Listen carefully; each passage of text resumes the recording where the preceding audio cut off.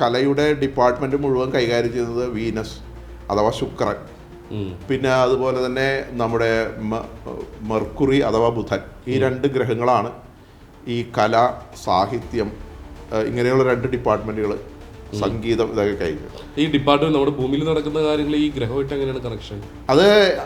അത് വളരെ ആഴത്തിൽ മനസ്സിലാക്കേണ്ട ചില രഹസ്യങ്ങളാണ്. അതെങ്ങനെയാണെന്ന് വെച്ചാൽ, നമ്മൾ ജനിക്കാൻ നേരത്ത്